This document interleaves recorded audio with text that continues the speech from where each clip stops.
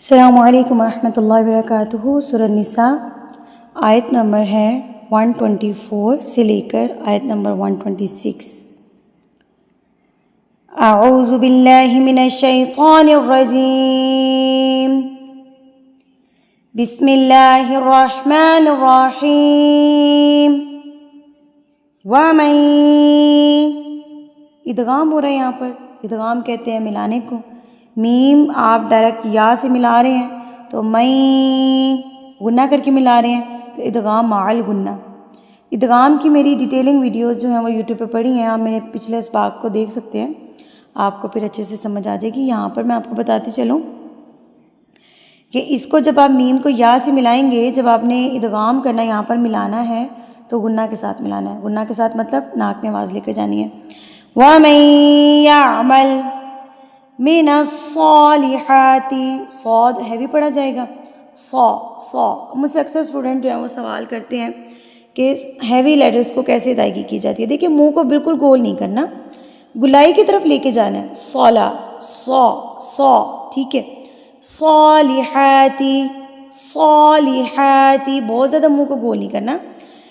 من الصالحات من ذکر، میوں پہ اکفا، کیونکہ نون ساکن کے بعد حروف اکفا میں سے ذال آ گیا تو یہاں پر نون کی آواز کو آپ ناک میں چھپا لیں گے۔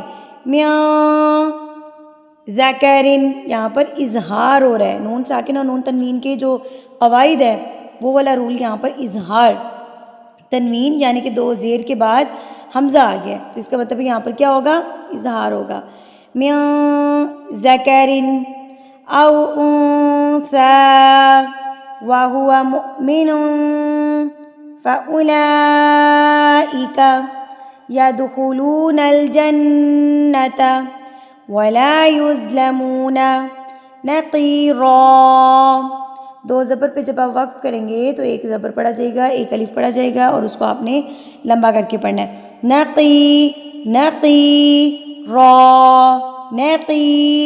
را۔ وَمَنْ أَحْسَنُ دِينًا مِّمَّنْ أَسْلَمَ وَجْهَهُ لِلَّهِ وَهُوَ مُحْسِنٌ وَاتَّبَعَ مِلَّةَ إِبْرَاهِيمَ حَنِيفًا